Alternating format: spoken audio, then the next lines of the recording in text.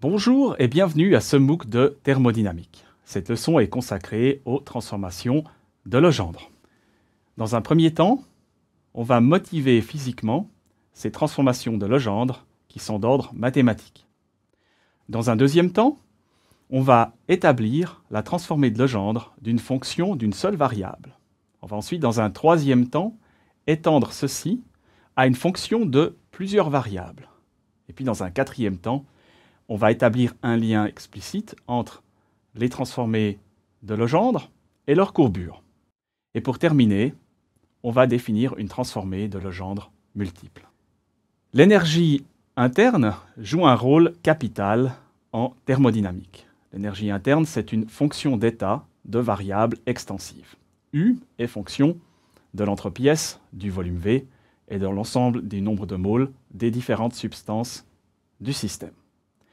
On aimerait obtenir des fonctions d'état qui ont la même dimension physique que l'énergie interne. Ce sont donc d'autres formes d'énergie qui dépendent d'une ou de plusieurs variables intensives.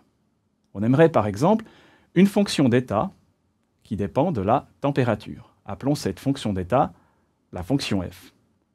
F sera donc une fonction de T, de V et de l'ensemble des Na. On aimerait aussi une fonction d'état qui dépendent de la pression. Appelons cette fonction H. H sera alors une fonction de S, de P et de l'ensemble des Na. On aimerait également une fonction qui dépende de la température et de la pression. Appelons cette fonction G. G sera donc fonction de T, de P et de l'ensemble des Na. Les fonctions F, H et G sont obtenues par transformation de Legendre de l'énergie interne U. On dit que c'est les transformées de Legendre.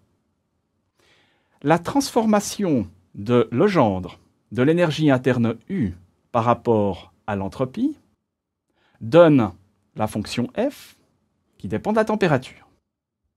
La transformation de Legendre de l'énergie interne U par rapport au volume donne la fonction H qui dépend de la pression P. Et la transformation de Legendre de l'énergie interne U par rapport à l'entropie et au volume donne la fonction G qui dépend de la température T et de la pression P. On va maintenant déduire l'expression de la transformée de Legendre d'une fonction. Alors on prend une fonction d'état f qui dépend d'une seule variable x, qui est une variable extensive. Et on veut obtenir l'expression de la transformée de Legendre de f, qui est la fonction g, et qui dépend d'une variable intensive, qui est y. Y est la grandeur conjuguée à x par rapport à f. Elle jouit donc de la propriété suivante. Y de x est la dérivée de f de x par rapport à x. On va maintenant représenter ceci sur un diagramme. Donc on a la fonction f de x, c'est la courbe qu'on voit ici, et on trace une tangente à cette courbe en un point donné, et cette tangente en trétillé va intersecter l'axe vertical au point G. La pente de cette tangente, c'est y. Y est défini comme le rapport de la dénivellation, c'est-à-dire f moins g, puisque g est négatif, divisé par la distance horizontale, c'est-à-dire x moins 0.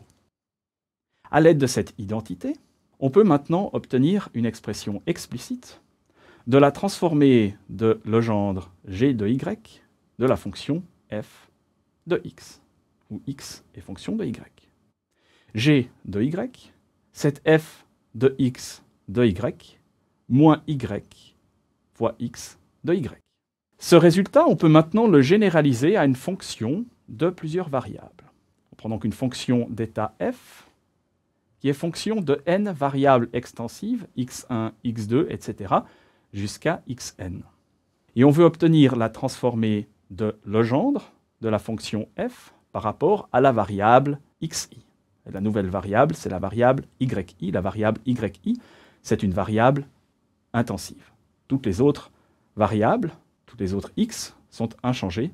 Il y a donc n-1 variable extensive dans l'expression de g. yi est une grandeur intensive qui est conjuguée à xi.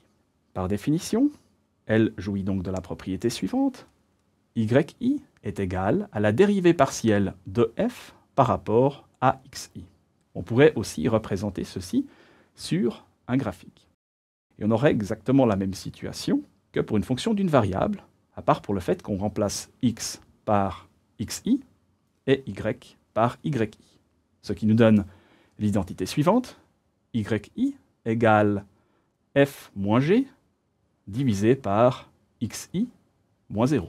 On peut donc énoncer l'expression de la transformée explicite de Legendre g de f. G est égal à f moins yi xi. On peut également lier les courbures de deux fonctions qui sont liées par une transformation de Legendre. Ces fonctions, c'est les fonctions f et g. G est égal à f moins yi xi. Et donc f est égal à g plus xi yi. Compte tenu de la dépendance en termes de variables d'état de ces deux fonctions, on peut maintenant déterminer les dérivées partielles de ces fonctions. La dérivée partielle de g par rapport à yi, premièrement, est égale à la dérivée partielle de f par rapport à xi, fois la dérivée partielle de xi par rapport à yi, moins xi, moins yi qui multiplie la dérivée partielle de xi par rapport à yi. Et puis, la dérivée partielle de f par rapport à xi, c'est yi. Donc, le premier terme et le troisième terme se simplifient, et il nous reste le deuxième terme qui est égal à moins xi. Deuxièmement, la dérivée partielle de f par rapport à xi, c'est la dérivée partielle de g par rapport à yi, fois la dérivée partielle de yi par rapport à xi, plus yi, plus xi, fois la dérivée partielle de yi par rapport à xi. Et la dérivée partielle de g par rapport à yi, c'est moins xi. Donc, le premier terme et le troisième terme se simplifient. Il nous reste le deuxième terme qui est yi. On peut maintenant calculer l'expression des courbures de ces deux fonctions par rapport à la variable sur laquelle on effectue la transformation de Legendre. La courbure, c'est la dérivée partielle seconde. Donc, la dérivée partielle seconde de g par rapport à yi est égale à moins la dérivée partielle de xi par rapport à yi. Et puis, de manière analogue, la dérivée partielle seconde de f par rapport à xi est égale à la dérivée partielle de yi par rapport à xi.